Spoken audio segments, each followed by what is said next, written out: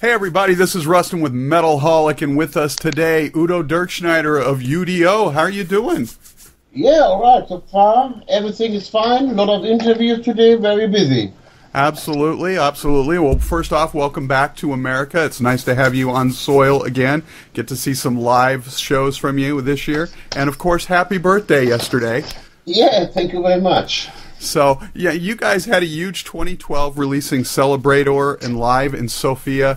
This year is even bigger with the new album Steelhammer coming out in May and the mass release of the anniversary editions of the classic U.D.O. albums. Clearly, there's no slowing down for Udo and U.D.O. No, nothing. It's not so slow down. I mean, so we are so busy this year. I mean, it's good to just come over for a short American tour.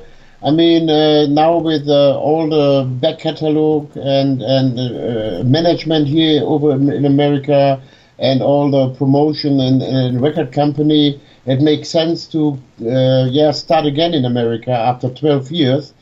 And so everything is looking so far very good. And they're talking about already that we come back to America next year for a longer tour. That would be wonderful because there's just so many cities you're not hitting, including mine. I know. Sorry. Oh, it's okay. We'll hopefully get to see you soon. Plus, you gave us Live in Sofia last year anyway, so we've got some great stuff to keep us busy. But now you have a new two-axe attack in U.D.O. You've got from Finland, Kasperi Heikkinen, if I pronounced it correctly, yes, and of course Russian Andrei Smirnov, who's a multi-instrumentalist himself. So tell us a little bit about them and how you chose those guys to take up the sword. Yeah, I tried to make it short. So I mean, after the Raptor tour, so Stefan, I mean, he has always a big health problem with his back, you know. So and then he couldn't make it anymore as a live musician. Mm-hmm. So then we had to replace him. And then we make a small announcement about U.D.O. is looking for a new guitar player. So, and we had nearly 300 demo tapes coming, or whatever. Okay. And and then I found Andrei Smirnov from Russia. And it was normally planned that he's coming over just for an audition, and then he was staying at the studio for nearly 5 weeks, and he was doing all the guitar work on the new album, Steelhammer. And I mean, normally it was planned that Igor Gianola, the second guitar player of U.D.O., was doing a lot of guitar stuff, but we had a little problem with Igor, so I mean, Stefan was not there anymore for producing and songwriting for this album. And for me, it was, I want to do the whole production a little bit different than Stefan was doing it. So I would like to have all the musicians at the studio and talk to them face to face. And this was not possible with Igor. He has no time. He had so many side projects going on. And then what I said, Andrei was doing the whole guitar work on the album.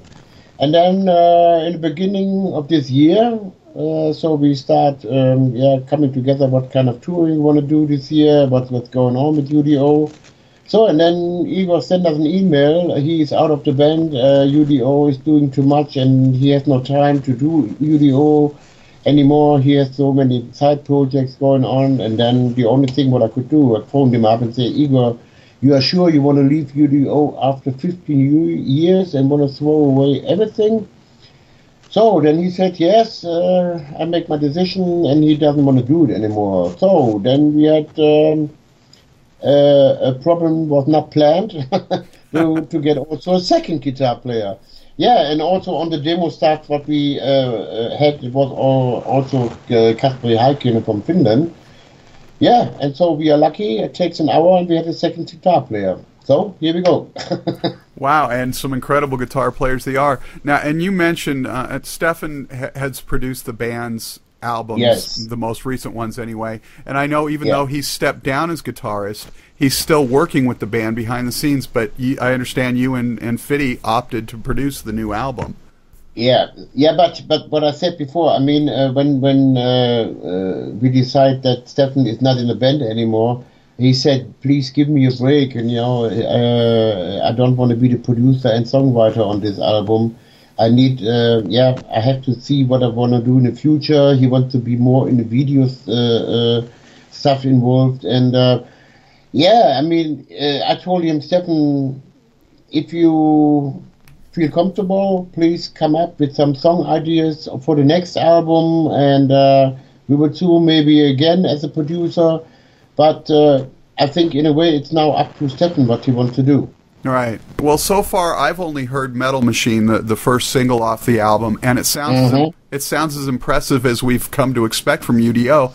But not having Stefan involved, having one new guitar player at the time that you did the album, how did the songwriting process work this time around, and what was the dynamic like in the studio without him and having a new guitar player and the whole new thing? Yeah, I mean, so when he said, okay, I'm out for this album, so I knew that Fitty Wiener, the bass player, I mean, I knew that he has some good ideas, and then I said, okay, let's try out, maybe we can work together.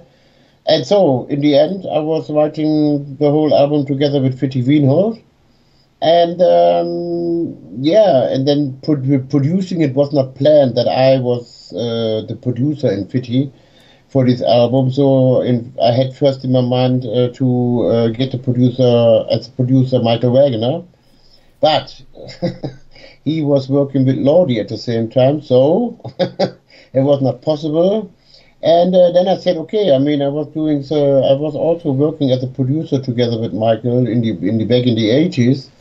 And I said, okay, let's go into Cold Water and do it. And what can I say? I mean, I think we did the right thing. And I mean, also Andre was, a very good, give the whole thing fresh blood, on this album. So for me, the sound on Steelhammer is more back to the roots, and it has a real live feeling on this. We have a real live feeling on this album. I sat down this morning and I watched Live in Sofia for the first time, and it's your first live effort in over a decade, and it was wonderful, of course.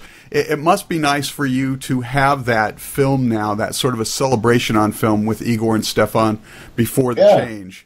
So, I mean, what can I say? I mean, I think it's a very good live DVD, and, you can see what U.D.O. is doing. I mean, this is nearly, 2 hours and 50 minutes or whatever. Absolutely. So it's a long concert, but that's what we do always, especially in Europe. We do always long concerts, and, I mean, it's a good mix-up of U.D.O. stuff, Accept stuff, and, I mean, this DVD was, quite successful in Europe, and, it shows the people how U.D.O. is on stage.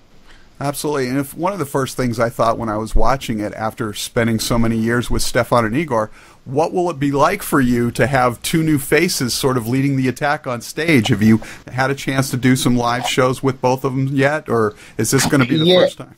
No, it's not the first time. We did just one show on a first festival in Ecuador, in South America. And what can I say? I mean, it looks a little bit different, but I mean, I was feeling very comfortable on stage. I mean, for me, it was like with these two guys. I played already a couple of years with them together. I mean, they fit very well in the whole U.D.O. thing, and I think in a way I was very lucky to find these two guys. Does it give you sort of a sense of renewed energy having some fresh blood in the band? Oh yeah, definitely. I mean, they are young. Andre is 29, Kasperi is 32. They can be my sons.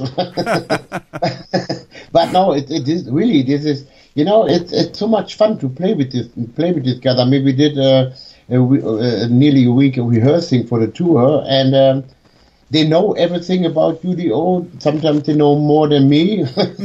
And they're really big U.D.O. fans. And what can I say? I mean, I'm really happy to have these two guys now. And I'm really looking forward to work with them.